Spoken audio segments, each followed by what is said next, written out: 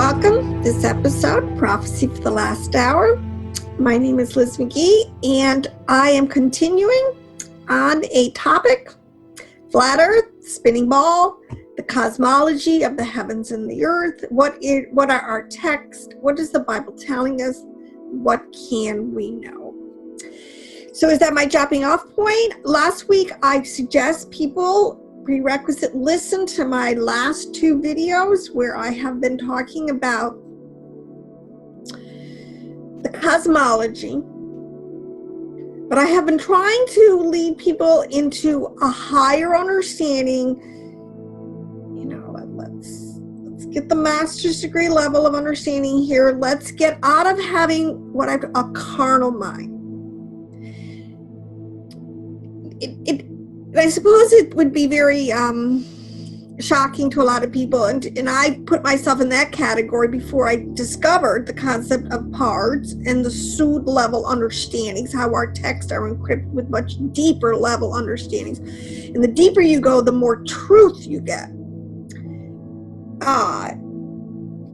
That most Christians people really have a carnal level understanding. I mean, that's just the fact. That's because we don't understand, and we're not encouraged, and we don't have teachers who can take us into the biblical texts on their deeper levels, using the keys to the kingdom, using the words as our prophets use them with the understandings that they had. And that's sort of what I'm all about. But I'm going to unpack a couple of words. I end up with the fact that some of these words that, like the word firmament, the word foundation, the word pillars, a lot of these words that are in our translations, like, what the heck are they talking about? And if you're trying to figure these things out on a carnal level, you're never going to get there, and you're going to end up with some of the most bizarre understandings, because this is what I have been teaching and saying for the last couple of videos: prerequisites in understanding Hebraic theology. All right. Now, I'm not talking about Christian Gentile, where they severed themselves from the root, I'm talking about our true understanding from the sages, our patriots of Israel who wrote the text, how they understood it. Right, and this is critical, because understand that we really have lost a lot of this linguistic language understanding. I want to go into the word firmament today, because it's a big word. People are trying to understand when we put together a new cosmology with the flat earth, what do you do with the word firmament? But let me say this before, as a quick review. I do, as of present, this is all my opinion, based on, tremendous amount of research, and I believe the Ruach leads me. I will say that. I don't say thus say the Lord, but I really believe I have wisdom and understanding from HaShem. It's important to understand the four worlds. There's really five, but for our intents and purposes, we stick with four that we can kind of know.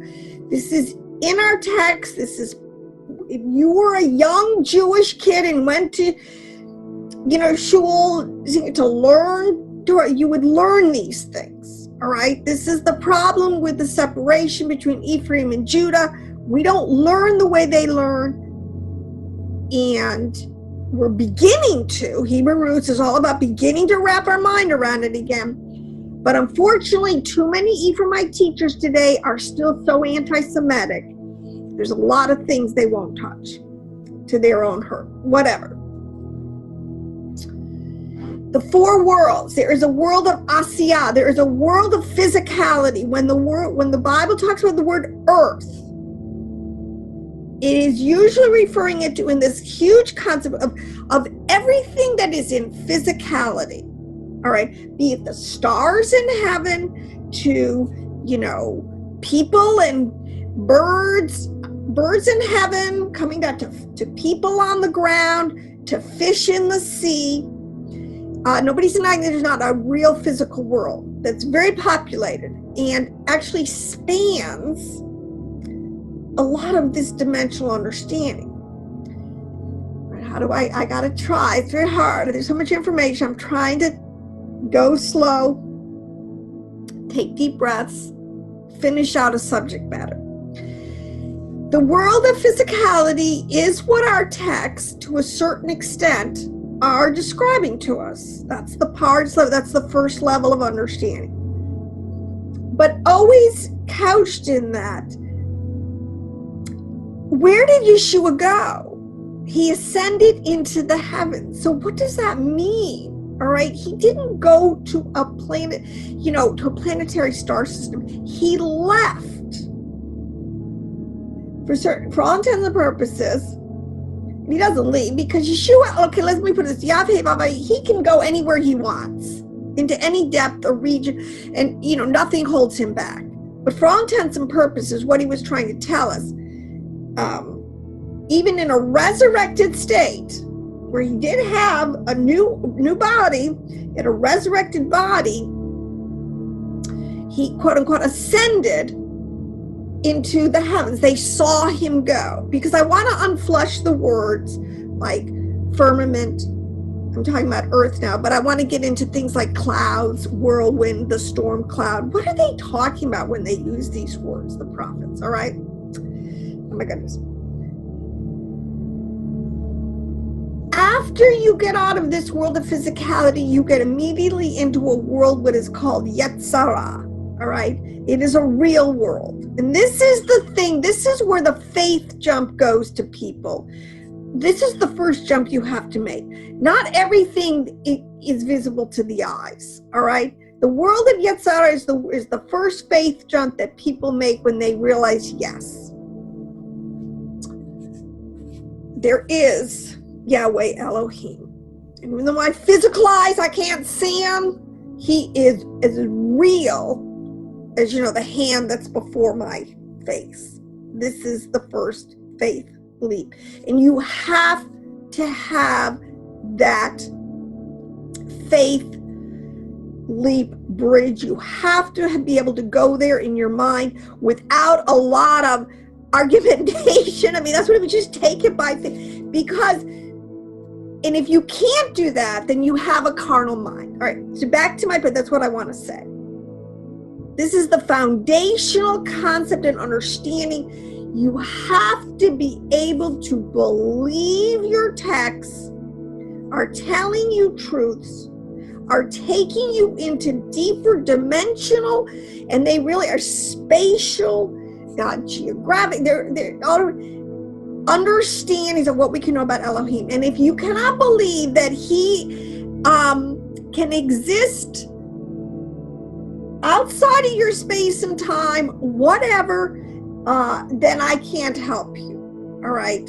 But this is funny because when you go into studying about the heavens and the earth and putting together the cosmology, if you cannot make the jump that these texts are telling us how all of the dimensions, all right, the 4 dimensions that we can basically wrap our minds around about Yahweh Elohim, we can have access to, right? This is what a prophet and a sage, he would be able to go in his, and this is why a lot of it today, what we have to understand, our text is telling us on psychological levels.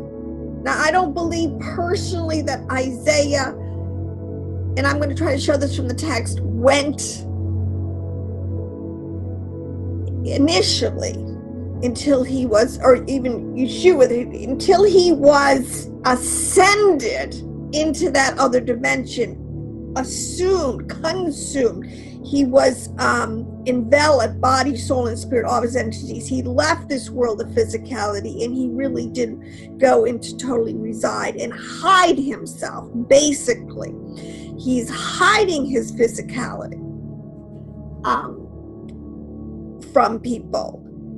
But it's there. I mean, he can, and this is a test, people have seen Yeshua. This is, all great say. I mean, there's many testimonies of people.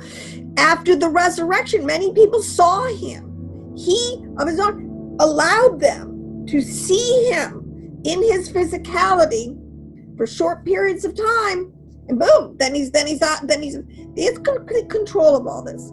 Oh my gosh, I didn't want to get into all this stuff. I want to just stick with the firmament. But what I'm trying to say is understanding that these different realms exist, and you have to follow the prophet. You have to follow the sage where he's going, what he is talking about. Is he in the world of Asiya in the verse or did he just jump into the world of Yetzirah? And you got to follow him. Or did he go all the way up into the world of creation, into the high throne, where it talks about in Revelation, where the 24 elders and the beast, the living beast, and all these things. There are, what it's telling you, there are real places. All right. Now, words are symbols. It's not like you're ever going to build a spaceship and get there. But in your mind, this is what it means. You can begin using words, and you can begin to incorporate, and your mind can be enlarged. It can actually, envision these things to the level that we are wired to down here in this, like the fallen state we are.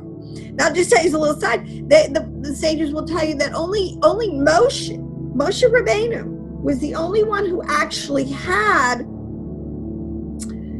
an ability to literally be in the presence of Elohim and receive direct from Elohim. And I call the oral Torah, the high Torah, the first set of laws, quote unquote, before he broke them when he came down the mountain. That level, that's what they'll say. Nobody else attained that except Moshe Rabbeinu. That's why, and the prophet, and then the prophet who will come, which of course I believe refers to Yeshua. But let's stick with our how all this relates to trying to understand our cosmology, because this is paramount to understand, in my opinion, and people who are following, you need to get deep, because when the quote unquote, alien invasion happens and the whole concept gets changed where we are not alone, if you don't have a true biblical foundation, if you don't really understand where these entities could be coming from, what they're historical, because there's a lot of information. This won't be the first time. This is how you're going to be totally swept away. And worst case scenario, your heart's going to fail for fear. What just happened? So back to the firmament. There's Genesis 1:6, first word, first usage. It says, then Elohim said, let there be an expanse in the midst of the waters, and let it separate the waters above from the waters below. Okay, now in translation, it's been translated as a dome, a horizon, a firmament, a canopy, a covering. What are they talking about? All right. And like I said, if you're in physicality and you think there's some hard beaten structure out there that's, that's not it. All right. So let's try to flush this out. This, and a lot of this is, all right, this is the mystical understanding. Mystical means this is, going deeper into other levels of reality, spiritual realities. I mean, I don't have any doubt that Yeshua is sitting on, I don't doubt these things. It's just, I have to, I can't put like this, the physicality that's down here in my world into these, except parabolically. All right. So this covering, this expansion, it's the word rakia. It is 7549 in our Strong's. It's from a root word. And basically in other places, it doesn't mean it's a surface, it's an expanse, it's a covering, it's a separation, it's like a dividing wall. See, that's why the veil in the temple, this is what the firmament is. It's a dividing wall. It's basically what it is, from one world to the next world above it. All right. And you cannot just waltz through it. All right. The only way we can get there right now is in wisdom and understanding. All right. When the millennium ends, when we get our resurrected bodies and we are no longer limited, and we will be able to transverse just like Yeshua did, and literally, and then he, shapeshift into all these different dimensions. I mean, I think it's awesome. What's wrong with that word? I think it's a great word because it's so true. How are molecules? I mean, when Yeshua walked through walls and he was here, what do you think he was doing? Put your mind around the physics of the thing. He could dissolve his physicality into such a pure essence. It could go through this firmament, this dividing wall. Nothing could hold it back. And he could. So when we get into the physics of the spirit, of the metaphysics, meta above, there's real physics and there's laws. In the laws, how things function, everything, the armies, the hosts, and I say these are really the angelic forces, and this is what we'll get to also. But to this concept of Rakia being, let's think of the veil in the temple, because the veil was rent. Access was given to, really and truly to the beginning to now, all the nations, the Gentiles, everyone was going to be able to have access to this information, and by faith, if they started to buy it, they could enter into his courts with thanksgiving and his gates with praise. They could enter him. So the root word, though, raka, I guess, is a word that means to beat out or stamp out, or, and more precisely for our purposes, I think the better way is to spread out. All right, and now I'll explain why. It says, a lot of times if you look in the and this is the way the archetypes work, they never break typology. So if you're to beat out, like hammer out a gold, spread it so thin that it becomes a covering. All right, putting a thin veneer of gold over something. Conceptually, it's exactly what is being implied. But if we're in the world of gold, if you're in the world of Asiyah, if you're carnally minded, you're going to try to think that it's that you're beating out a physical substance. All right, see, now that's where we have to stop. No, we're not. We're talking about something it's not a physical substance, all right? Or silver, you would stamp silver. They would make very thin and to cover something. Conceptually, parabolically, the mind picture, the word is absolutely accurate, but you cannot apply it in a physical way. There are not literally pillars, concrete pillars somewhere that are holding the earth. That's not the way the word is used. It's used in its element that there is something holding up. There is something that keeps the worlds from collapsing in on each other. All right. Conversely, there is something spread, there is something covering, there is something separating, there is something that is over between these two dimensions, the world of physicality, the world of Asiyah, and the next level, the next world, which is the world of Yetzirah. Okay, so that I've established. That's what it's telling us, all right? And it's analogous to when in the story, when after the sin and everything in the garden, and Yeshua, he covered Adam and Eve with, fig leaves, the whole point is, but he did the same thing. He made a rakah, a covering over them between, because now they had entered the world, and this is such a mercy when you really understand, a mercy between, they'd entered into this world of physicality, and they were stuck there. See, we're stuck here. We cannot shapeshift into different, all right? And what they had just left, which is this world of Yetzirah, okay? So our skin, so sticking with a parabolic understanding, it's the only way you can do this. Our skin, okay, covers what is inside. So in other words, the firmament is also used as a word, it's the barrier, the separation between what's going on the inside and what's going on the outside, and that there's no interaction. They're separate things, so they have to be separate. So in other words, you have skin, so your guts don't fall out, so your blood doesn't just sort of run out all over the ground, all right? So all the water, the 98% of water just doesn't okay? It contains it, all right? So this firmament is it's a spiritual covering, division. It's a spiritual separation between the world of physicality and the next world, the world of Yetzirah.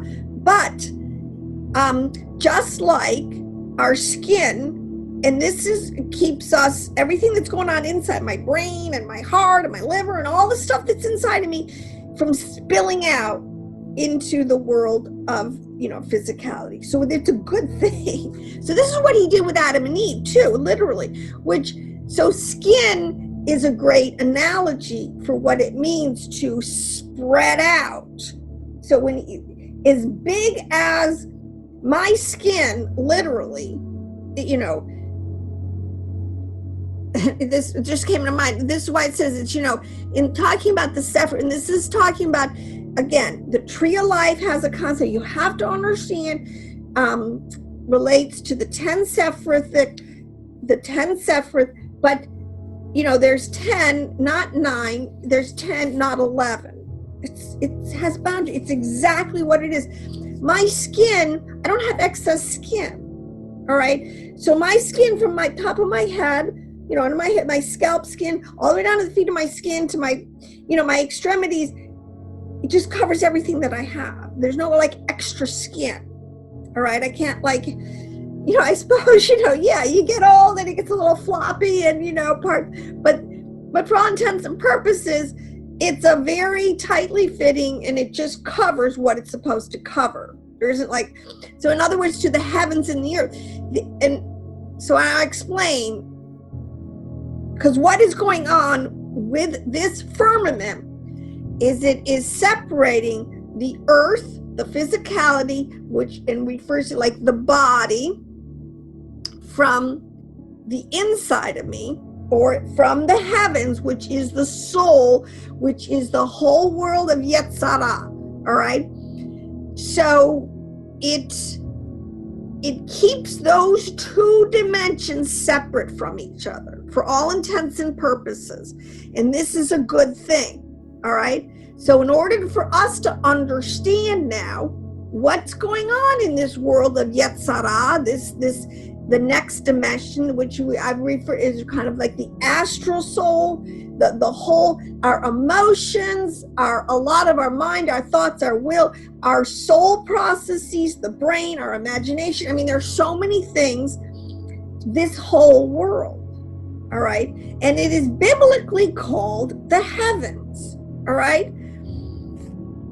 And so I have a body. Everybody has a body, a physicality, but inside of them, for all intents and purposes, they have this whole world going on inside, which is called the heavens. But, and I just have to say that there's so many levels to this. This is why it's an onion pit. But correct theology will always allow you to go from the most base physicality, beating out gold to get a very, very thin veneer so you can cover something, all right? Versus going all the way into the heavens and understanding how it relates to this covering that is keeping the heavens, what's going on the inside, separated from my outside veneer. The 10 Sephiroth, and this is why I've started with the Tree of Life, because understanding our world is divided into visible and invisible. Enoch uses those words. They're all over the Clementine Harvard. They're in our text. Okay, and it relates into the concept of the tree of life. That's why they use a tree, because a tree has many visible parts, leaves, branches, roots, but the bulk of the tree is, it's covered with this bark. It's like the skin, like I was just saying. All right, it covers it, and it covers it from all the processes, everything that's going on inside. We know this from a tree. There's tons of processes that are going on inside that tree that is causing it to grow, and and to have blooms and have leaves and then have fruit and all this kind of thing. Same thing with us. All right, so that's why they use the tree analogy. It fits really well. The archetypes can go very quickly one to the other. And then if you take that archetype and you put it on, let's say, the 10 Sephiroth, which is the same concept. So the tree of life becomes this 10 Sephiroth. You plug them into parts. What do the leaves represent? What do the roots represent? You have an outer covering. You have and you have all these processes going on. All right, that's why the sages do this deliberately, and they know what they're doing, and it's very systematic. That's why I say you got to have one concept, and it's taken me years. I think I'm a pretty slow learner, because I think it's taken me a long time, because the translations are so confusing. Oh my gosh. Anyways, there is a concept, and like I have said this, and I have flushed it on some of my videos, the Adam Caveman, the highest. This is why the human body is so used in terms of explaining Yahweh Elohim. All of a sudden he's got hands and feet, and he speaks. Why did they do that when we know that Elohim is spirit? Okay. And then we know we do have bodies with hands and feet. That's a no-brainer. So these words and these concepts are being used deliberately to try to, explain to us in our minds so we can grasp it. The relationship between, different processes, different things that Yahweh does. He has mercy, but he has judgment. How do you explain that to me? How do you define that? How do you... there's a huge gulf between mercy and judgment. Even theologically, oh my gosh. So this is what's going on.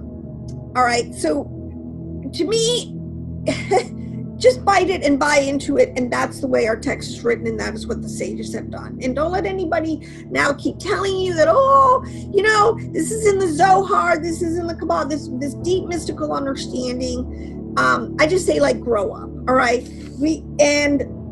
My third point is that Adam Caveman, and this is why it's so annoying to me, because Satan is repackaging. He cannot create anything new. He cannot come up with he can only take and distort truth away from giving it acknowledgement from Yahweh Elohim, and distort it and turn it and give the glory to something else, in which he's done to the lesser Elohims. In the old it'd be all to the idols and to the lesser Elohims and all these things.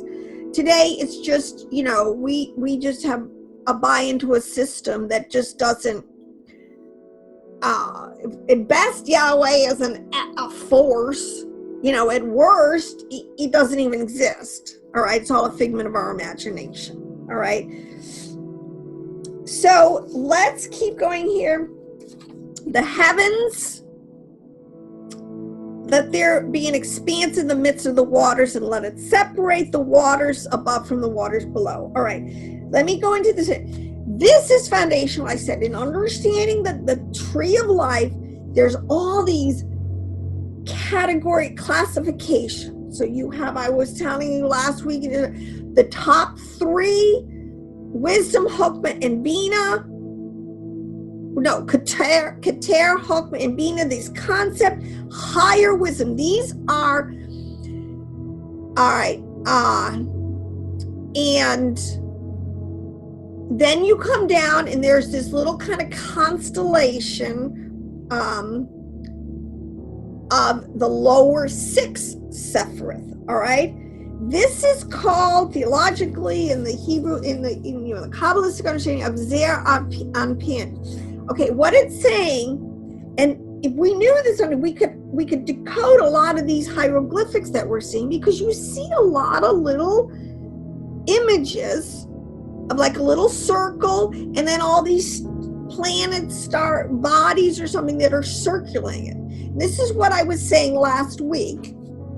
That you don't understand, the heavens are made up of really, the heavens for all intents and purposes, you have the high heavens, okay, which is separate. It's not, that's where Yahweh in evil or darkness, it just not, it's a pure, untouched spiritual place where thankfully there's no darkness, nothing's messed up, there's no crooked places, none of this stuff. It is in the lower 6 Sephirothim, in this world of Yetzar, where there are a lot of problems. This is where what's getting fixed today. Look at it like a computer that's got a lot of viruses. And you got to run a lot of crap cleaner. You got to do a lot of stuff to get those programs cleaned up and get all the little, I don't know what the word is, that attaches that cookies. You know.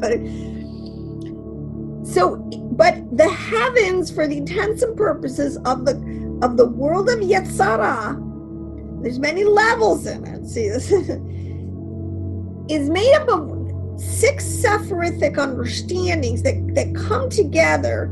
And I hate to say these things, but this is a lot of what is symbolically, theologically behind a lot of these symbols we're seeing. So the Star of David is telling you, 6 point, this in the good sense, the heavens that give the glory to Elohim. Okay, this is everything that's out there that is loyal and is in the house and is under the blessings and the shalom and the of HaShem in his heavens. All right, take a 5-pointed star. Hey, you're already transferred into the kingdom of Hasatan. Oh, what do you think he took out? Oh, it's 5. I mean, there's some deep things that are going on symbolically in these symbols, and people should learn their symbols. All right, and not call everything evil out there. Get educated. I'm so tired of this. All right. The devil just tries to scare everybody from even trying to explore and understand what our ancients knew. All right, to heck with that. I have no fear. We have the mind of Elohim. Okay, we can do this. That's always been my little. But what I want to say, so we need to understand this world and of this Zerapin, the 6 Sephirothic understanding, the heavens, all right, and the earth. Okay, why does our text always kind of do this? It's always going in the heavens and the earth, like they're separate, but at the same time, I mean, they're both there. Okay, nobody's not, and this is because, listen, and this is where the firmament comes in. This is what Yahweh did, which was a mercy in a lot of ways, especially at the time of the fall, when he covered Adam and Eve. There's a deeper understanding. They used to, if you were Elohim, you would see through all the dimensions, everything all the time. Nothing can separate us from he sees my thoughts as much as he sees me right now, my arms waving on this YouTube. Okay, he sees it all on every level, every dimension. All right? He sees my future actions. He sees my past. I mean, he knows everything. So there is no separation. This is what happened with the firmament. The firmament is a separation between what is going on in the heavens in this world of Yetzirah and my physicality. I can't see it, right? You cannot see my emotions. Now, you can get hints of them. This is why it falls apart. There's a hint if I'm angry, if I'm laughing, my face, a lot of time, gives things away. There's many hints of what's going on, but you literally can't see the emotion itself. You cannot see the, let's just say anger. You cannot see the anger like you can see my hand. It's veiled. It's, and all you can see is outward manifestations of it and hints. All right. That's what is going on with the firmament in the heavens. And this gets into some deep stuff, because the ancients had so much more ability to read. This is why the signs and the seasons, what the heavens were doing, be it astrology, be it astronomy, be it understanding, Gilgal, the cycles, there's so many, the zodiac, they understood how to read a lot of the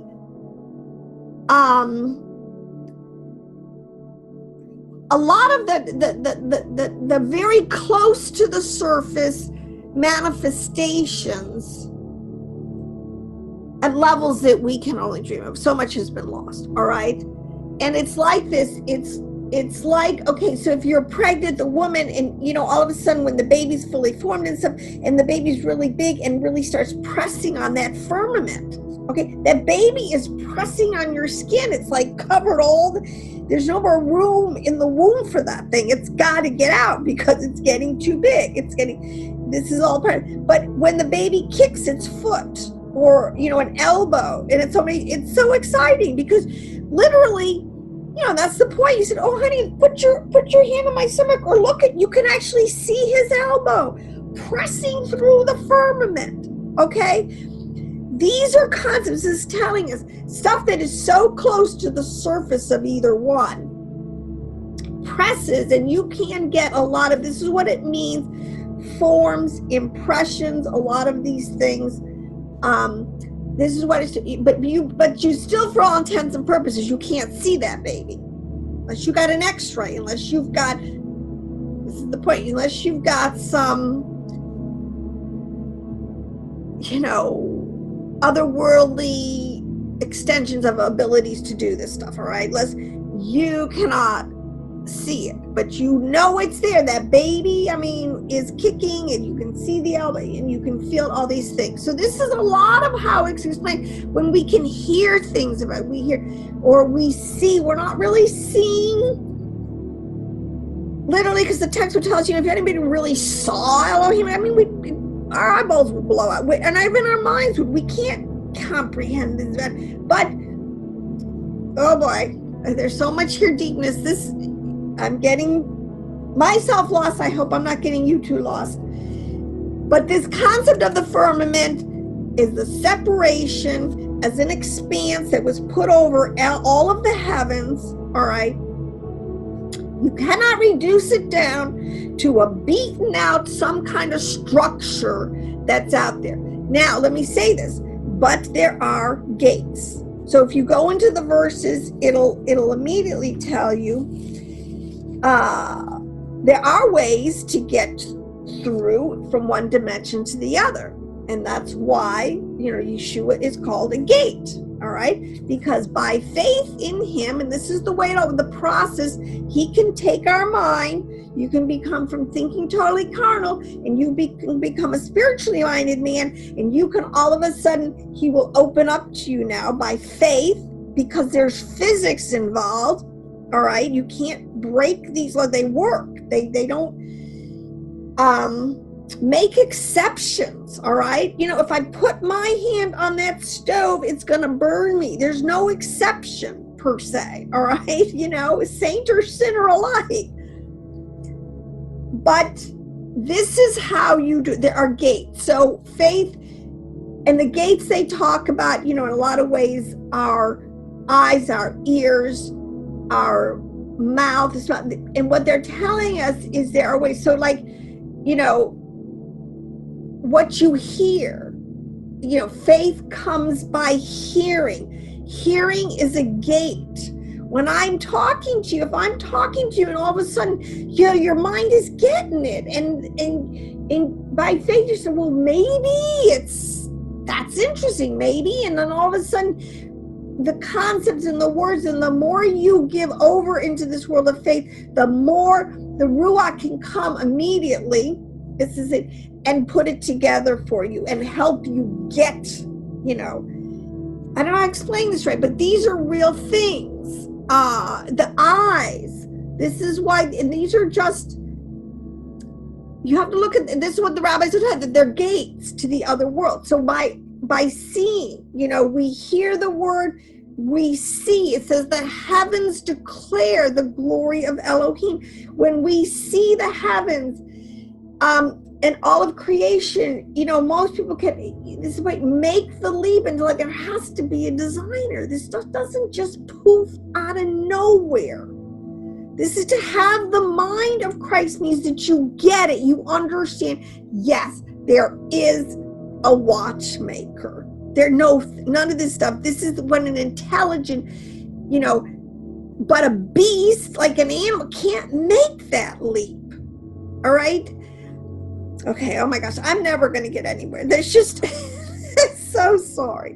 We're going to get into some of this. Because what I wanted to say, the 4 worlds, we've got to have the first 2 worlds, which is the soul and the body, the heavens and the earth. You got to understand, and there's a separation of firmament, and there's only one way in, and this is unfortunately where the carnal man is in much of the world today, and much of Christianity is in this world because they just can't get past the literal level meaning of these things. And I want to say this last thing. Now, this is going to get me probably in trouble, but whatever. Don't shoot the messenger. Because, I started out with the proverb that says, a wise man will hear out a matter and weigh it and meditate and ask the Father. But the mark of the beast, just let me just throw this out there as a possible concept here. This gets into really deep stuff, but the 666, okay, what could that possibly be referring to? And we, in the Hebrew, it's 660 and 6, whatever. But in one level, the Kabbalists, and this is a fact, the early church, this was the concept of reincarnation was taken out of our Christian understanding in around the 4th century, Justinian, and I forget the whole thing. One reason this is a fact, the Essenes, the Nazarenes, the Pharisees, these people all believed in the concept of reincarnation. Now, that's a pretty deep subject in itself. I'm not going to go into it. It has to do with this concept of cycle. Do souls cycle? There's a ton of evidence. There are tons and tons of hints in your text. If you have ears to hear, you can get some answers on this stuff, okay? But the concept of, they will say that the concept of 3 strikes and you're out, that the concept say that you get 3 pass-throughs in life. Some may be more, some may be less. I mean, it's a concept here. This is where the phrase, 3 strikes and you're out. In the justice of Elohim. All right? So if you come into this world 6 and 3 times, 666, 3 times, you were never able, you were presented with the same world everybody else was. You could have come to the Father through the creation, understand like, hey, there's got to be a God up there. I mean, whatever, there's got to be an Elohim or, whatever. If you never made the leap to the next world of Yetzirah in understanding that there is a king, like I put this right, king over this cosmology, whatever, including all the worlds, then you're out. What can I say? He gave you 3 shots and your own free will and everything. In the justice of Elohim, there's a lot of merit to this understanding, okay? And let me tell you, brilliant minds, don't ever think that Yeshua, who was in the scene, these Essenes, these writings coming out of the Dead Sea Scrolls, these writings coming out of, a lot of what we can understand, the Enochian literature, these things. These people had a very thought through systematic theology, and they bought into it. So I say, if it still scares you, or you got to be so fundamentalist and call everybody a heretic who doesn't, I can't deal with it. You just have to tell people to grow up. So anyways, but it makes a lot of sense. And the reason is, when you get into this world of the heavens, which we're calling the world Yetzirah, this is a defined where Yahweh works. This is where all the machinations work, where everything works behind the scenes over your life. It's amazing. All right. When you were born and who you were born to, and then all the influences in your life and your environment, it's just amazing, everything. There is nothing under the sun, as he says, which is a phrase. There's nothing under the sun. There's nothing that is not in the world of Yetzirah, past, present, or future, about you that is not already planned for. And this is the whole point of quantum physics. This is what they're finding out. My last point before I can get into this, because these concepts have to be flushed out. When you're talking about this world, two things are going on. The world of the heavens, all right?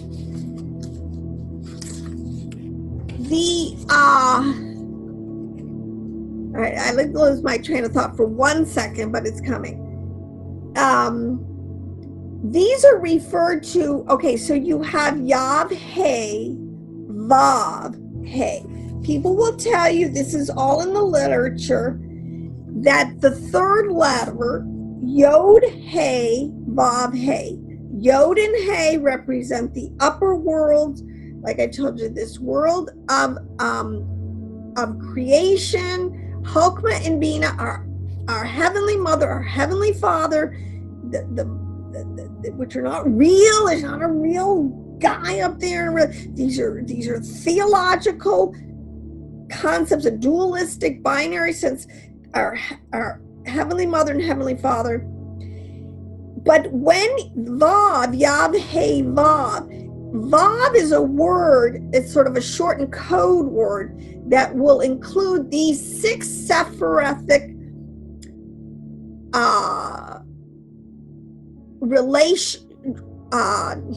Sephiroth that are in relationship with each other. And Vav is the letter for all of that, all right? So Vav represents 6 Sephiroth on this tree, that all the systems, everything that's going on in relationship between those 6, plus how they relate above and how they relate below. And then you have below, literally, which is the world of Malkut. It's called the world. It's got so many code names. This is why I am going to write this book, where I'm going to try to capsulize and put together a lot of these code words, so that we see these, that we know what it's referencing. This is the kingdom, the world of physicality. There is this, so you have Yod-Heh, Vav-Heh, and I showed you last week this great chart that kind of describes how each of those relates to one of these worlds, other relationships going on. But for all intents and purposes, the world of physicality and the world of formation. So you're always talking about the heavens and the earth, the soul and the body. This is what is being talked about. And it is also being represented in the word Vav, which is in the word Yod-Heh, Vav-Heh, because it's a systematic theology that encompasses everything. So the lower 6 Sephiroth are kind of a unit, and that is why in the ancients you will always see this kind of, like a sun in the middle, Tiferet. It's like a hub and all the spokes around it. All right, because there's a lot. And when you're talking about the heavens and the earth, in this concept of the flat earth or the spinning ball, whatever's good, what they're talking about, the heavens move. There's no question about it. They're in cycles, they're in orbits, they're in spheres, they're moving. They have very designated and specific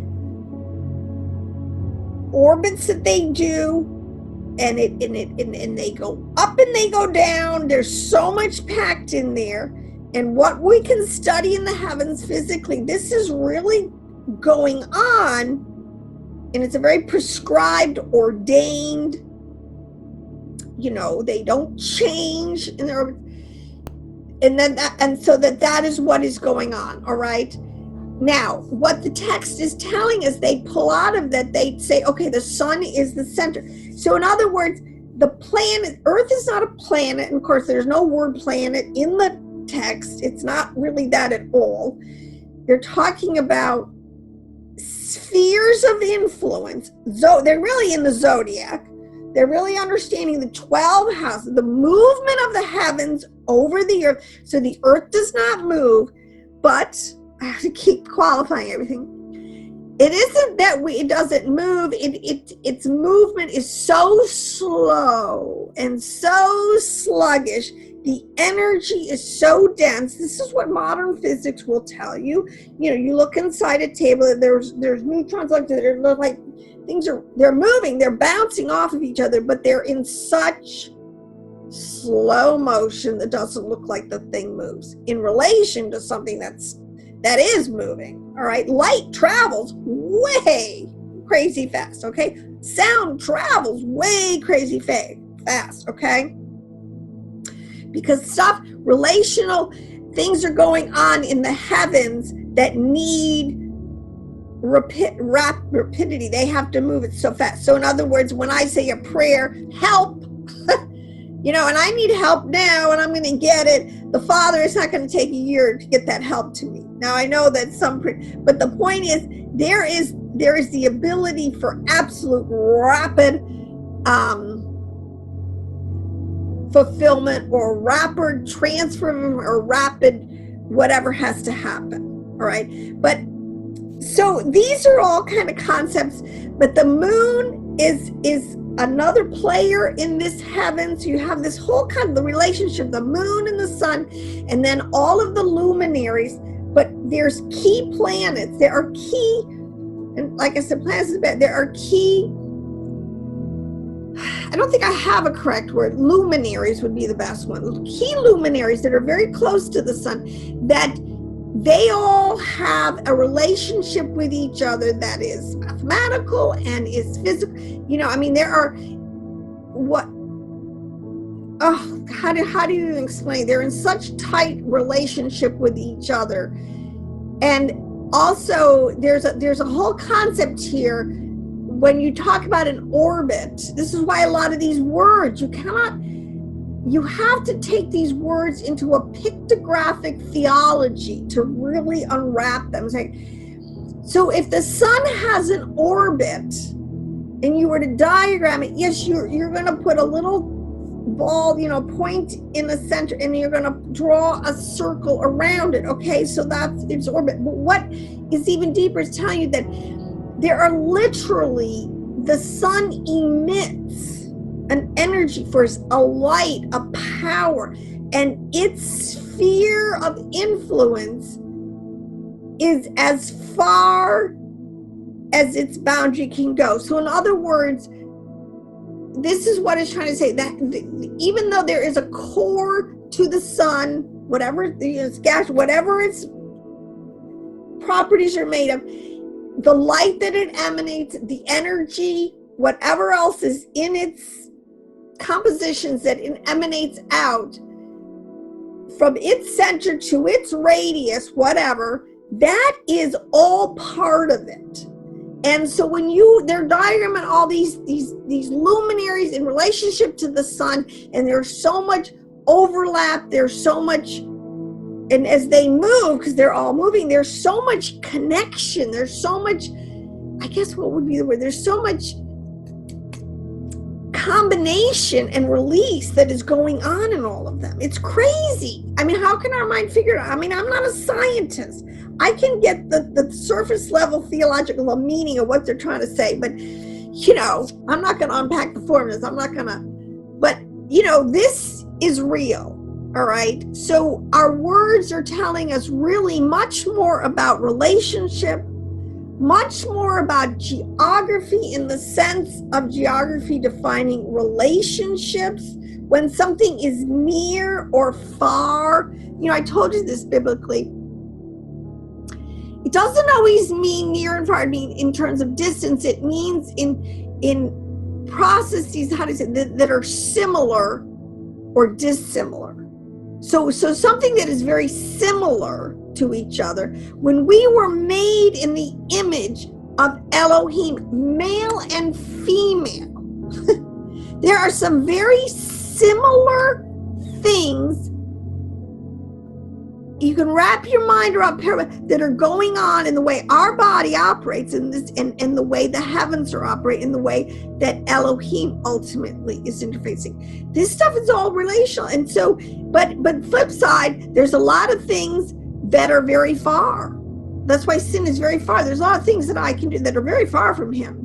And so these words have a lot of deep nuances of relationship that we need to figure out, and we cannot be in a carnal fundamentalist mindset or we just missed everything. So anyways, there is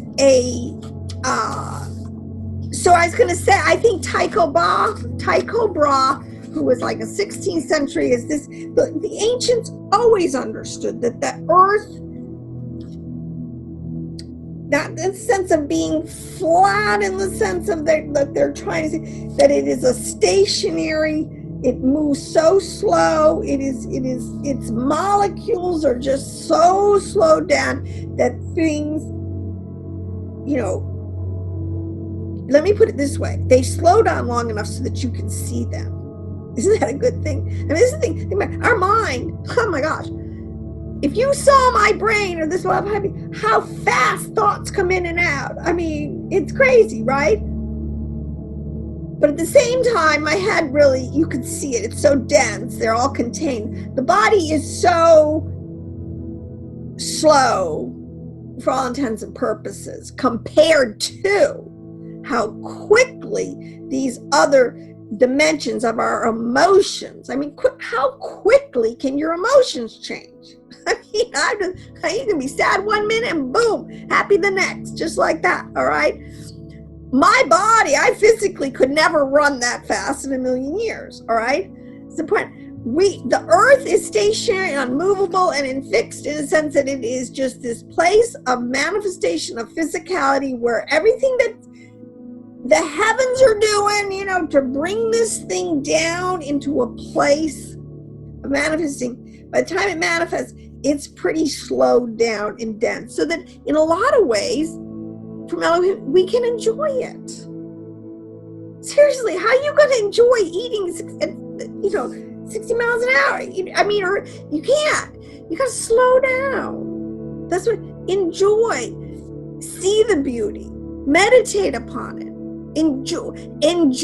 The part of this gives great pleasure. That's why praise and worship, when you're looking at the creation, it gives HaShem great pleasure. See, this is where I want to cry, because it's great pleasure that you would meditate on his creations and give him glory and say, Father, it's just amazing. The beauty of the star, we're just to be able to look at them. The beauty of a beautiful sunset or watching a great vista. It's like, okay, oh my gosh. Let's just try to get here. I'm trying to get somewhere. So I think Tycho Brahe's think that the heavens are moving. The earth is kind of fixed and stayed in the sense that it's so slowed down. You got depths under the earth. I tried to tell you, it's another whole thing I'm not even going into today. And you got heavens that are above. So there's many coverings. The other thing I'll tell you is this: there are many firmaments that separate different worlds and things that are going on. All right. Here we go again. So, okay, I got a skin that covers my body. Well, I'll tell you what, There's a covering over my heart that's hiding processes that are going on inside of it. Your bone has a hard shell. You talk about something beating out the surface, but inside, what's going on with those blood cells, those white and red blood cells? I mean, okay, so there are many levels of covering, many firmaments. All right, this is all built into this concept. Now,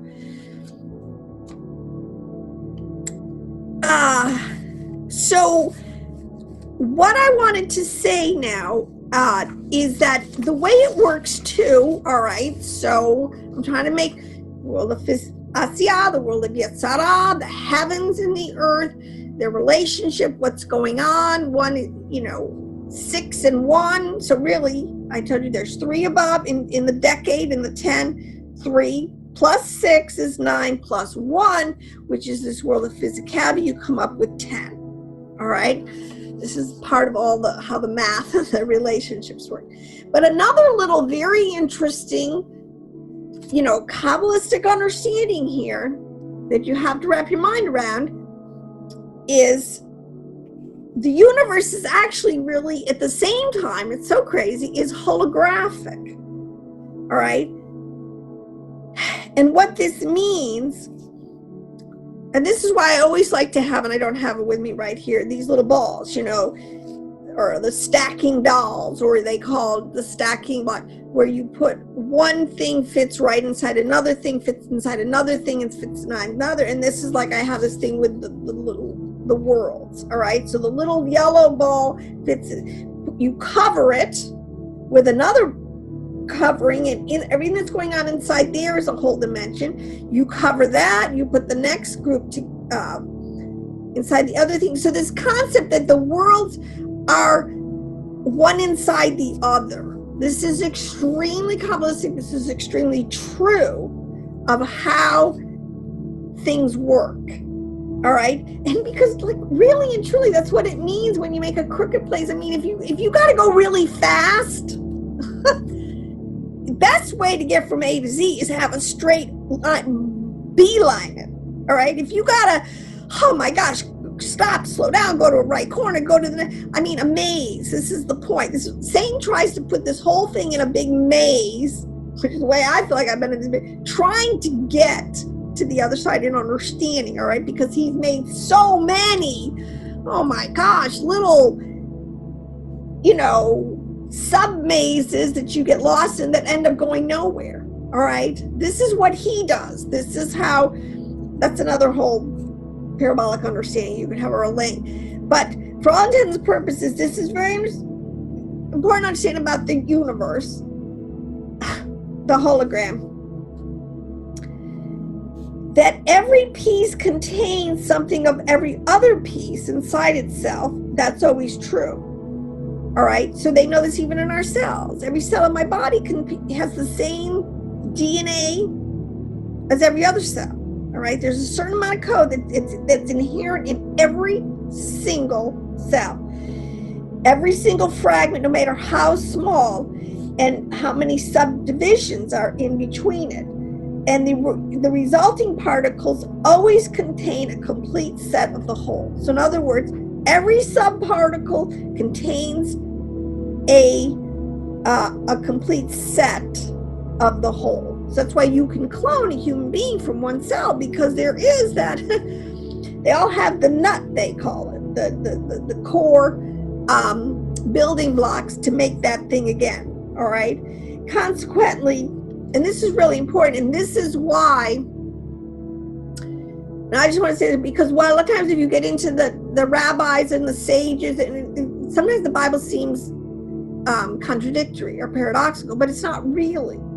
Because what we're really seeing is what they know from a hologram. They've done this so that when you look through a gate, or if you looked through an opening into the world of the hologram, you're only going to see a certain angle of it, a certain part. You're only going to see that. But if you took that and you put it under a microscope, you would find out that you actually do have the complete whole. So in other words, when Paul says we know in part and we prophesy in part, it's not really that we're contradicting each other. It's just that I have a certain piece of the pie that I'm looking at, I'm examining it, but contained within it, if we could all step back and look at the whole thing, we would see that it really does have a place in the whole. And at the same time, the whole is in that piece of the puzzle. So this is why, a lot of puzzles, we need each other, because, I'm just exposing one part, I'm putting light on one part of this thing. You can do this in so many. All right. So what I want to do is, okay, this is where I have to go. I've already been at this for a while. The firmament. This is, because actually and I'll have to do this next week, what I think I will do is try to take the sefer, the understandings, and, what is happening to the prophet? What is happening to his mind? How do these words, like in Ezekiel 8:2, when, it says that Ezekiel fell into a trance, which trance is a meditative state. In other words, his mind is was suspended from a lot of the concerns of the world of physicality, the world of Asiya, or the world of Asiya.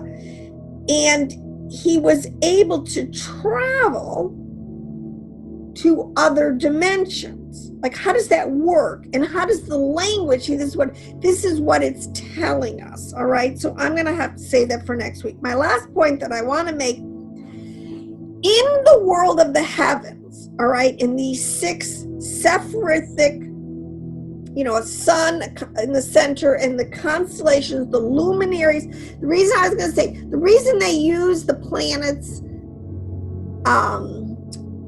the moon, Mars, Venus, Jupiter, and Saturn, which we know are out there, these bodies, because their influence, this is what I say, they're closest to us in physics, and they directly influence us. So like I said, when you put the little point that represents the planet or the luminary in the center, and you put a circle around it to explain its orbit, it isn't like there's a ton of dead space or nothing going on between its point and the movement it's making. It is radiating out literally energy that, how do you explain it? That it's not empty space. It's full of the energy, the essence, the power of that particular luminary and what it's made of. See, this is what a lot of the ancients has. Saturn has some different properties that it's emanating. Mars, that's why they're called the red planet, and some of it's what it's doing, what it's emanating. All right, these things are really, and they're they're intelligent, sentient beings. There's so much theology in this, but this is what I want to end up on, because this world of the heavens, one of the best analogies we have is a king. So Tiferet, or Vav, Yod He Vav, the king that is at the center of this, all right? So this is, or another way would be the Father and the Son. The Father is higher, or in a different dimensional than the Son, all right? The Son has, but what it's referring to, a king has a kingdom. He has a sphere of influence. So make the king the dot, the Tiferet, in the center of this. He has a sphere of influence, okay? And in order to control and govern and interface, with his kingdom, he has all these different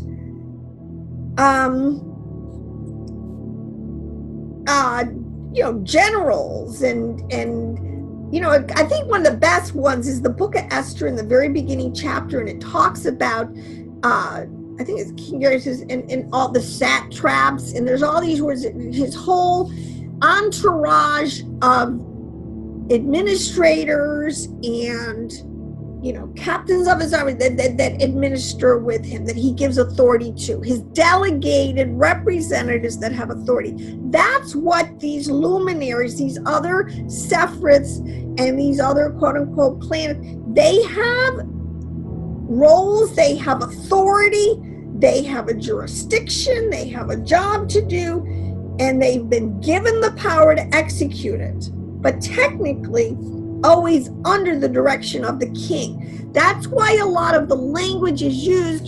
Sometimes they'll flip over to this concept of a king and his kingdom, and then his craft, and then, shepherd or craftsman or kings of the earth or Elohims. Oh my gosh, there's so many words biblically in this category that rule. We're going to be there, quote unquote, ruling and reigning with him. Okay, this category of administrators, so to speak, of people who have delegated authority. This is where, this is what the text is telling us. This is why it's always called, and last week I told you, the horse and the rider is a biblical idiom, which is saying the same thing. The horse, the rider is the king, and the horse represents all the powers, everything that is subjected to him, that he can just say, go and go. You know, this is what Yeshua says. This is why the parable of the guy who comes and says, look, I'm a man with those in authority under me. If I tell somebody to go, they go. I get it. I mean, even this righteous Gentile got the concept, all right? This is built into the text. This is what it's telling us. The son is nothing more than a servant of HaShem, all right? The king. The moon, all right? But what has happened, and many times, and they are referred to as armies or hosts. This is why he is Elohim Sabaoth, the Lord, the Adonai, the king, the ruler of the heavenly hosts, the heavenly armies. Those refer to angelic orders that are created to go and do his bidding. All right? And remember that everything I said, everything has a set of the hole in it. So even that, like in a hologram, so even that individual part that is wired and sent with authority and is a sentient being to do, a living soul to do what it says to do, within it, its blueprint, it has a set of the whole of Elohim. This is why God can be everywhere and nowhere at the same time. It's all got a lot of stuff. Anyways, to understand why they refer to this, it is necessary to understand, like I said, this concept of kingship and this concept of armies, or this concept of delegated authority. And unfortunately, in our text, this is what is made of the fourth day. The sun and the moon, these are the armies. These are the predominant group of delegated authoritarians over a lot of the world of Asiya, the word of physicality. And in the Old Testament, they knew all this stuff, but there was a lot of, a lot of the stories, the sons of, and they're all called sons of Elohim. This is the point. All these things, the sun, moon, the stars, we're all sons of Elohim, but the point is there still is even a pecking order in that. It's all about hierarchy. And the elect, or all Israel, there's a category at the very top one is that'll be the firstborn. Those who are, it's the highest level of authority was always given to the firstborn. That's part of the story. That's why we understand so that when when Abraham, Isaac, and Jacob were passing on these birthrights, this authority, this king, there's so much packed into that. And then you get into the story of Jacob, and you get into the story of how when he blesses the kids, and then Jacob he gives half of delegated authority to Judah, and half of it really goes to Ephraim, and they become the leaders, and that gets into the whole two-house thing. So you gotta, in order to understand what's going on, you've really got to start from the top, get the theology, and kind of work your way down. Never breaks typology. But what's important to understand, a lot of our texts are written in this theology's world of having a king and his armies, which refers to the heavenly host, which refers to this category of Elohims. And this is where I'll end off now, that if you do not have, and this is what Satan does and has done, especially as he's elevated himself to be like the Most High. If Satan has enabled us to, like I said, if you're in a maze and you're trying to get to there, and there's so many trails that seem that they're going somewhere, and then you get to a dead end, and it's like, oh my gosh, and you gotta go all the way back. Okay, this is a deliberate ploy. This is where the headship of the king, the real king, this is why has even been hidden at this point from many of the heavenly hosts. All right, and HaSatan has a whole group of these that are really deceived and knowingly and willingly following him. All right, and this is all built into the storyline, this understanding. But what I want to say about this, that these armies, this captures something very useful for us to understand, that when you have warring factions, all right, if there is no rightful designated king over the kingdom that everyone acknowledges, then you have denegation, then you have warring factions, and you will have, a king rise up and then against another set. So in other words, if they're all trying to play king of the mountain because it's not established, and this is what we're seeing in our world, this is what is going on when HaSatan has been able to strip from people the understanding of Yahweh Elohim as the king, and they are coming under the influence of other principalities and powers that are, and this progression throughout history becomes, and this is what Dean and the Bible is, these quote unquote beast kingdoms that will rule over all Israel. Okay, so that these enemies, these armies are following a successions of leaders that rise up from the ranks, and it's a lopsided crown, and they can only, it's not, they don't have the real crown, it's all an illusion, and they can only occupy that throne for a certain amount of time. All right, this is kind of built into this, and this is what is going on. So this is why, I'm going to just stop, because all I'm just saying is try to follow me in the sense that there are these words are used on levels that we just have to be careful. This is why a child should not teach, in the sense it's for your elders and your sages, those who have been schooled in the whole picture, that they have the whole, they have seen it and understand it from its highest level, and then you can break it apart, break it down. And this is my next point. This is why the heavens, one time they say, like, another analogy is they will say that they are referred to as grinders and millstones. All right, because there's verses talking about how, the heavens are like a millstone, or they grind and grind the wheat into flour, into little particles. See, in one sense, it is, you have to take this information. This is what, that even I'm trying to impart. You have to break it up into subcategories, subconcepts, and you have to do it in a progression, precept by precept, and you have to figure out what should be presented first and what should be withheld. Right? This is the concept, why the millstones and the grinders. In other words, to take all the information that's in Yahweh Elohim, all the information that's in our text. I mean, there's no way it should be absolutely overwhelming. You have to take it.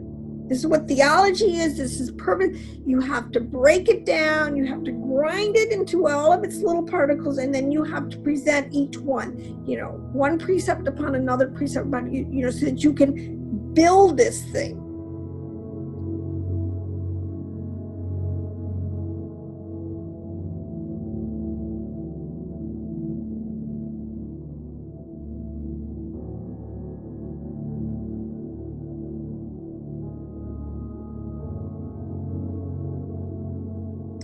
So this is built into all of this is the, built into the text. And I think it's very beautiful. So on that note, I do want to say shalom, blessings. May Yahweh ever be your God, our Ruach HaKodesh that leads us into truth. So as long as we're waiting for the king to come, we're submitted unto him. We know who the real king is. Let's just continue to wait in peace with each other.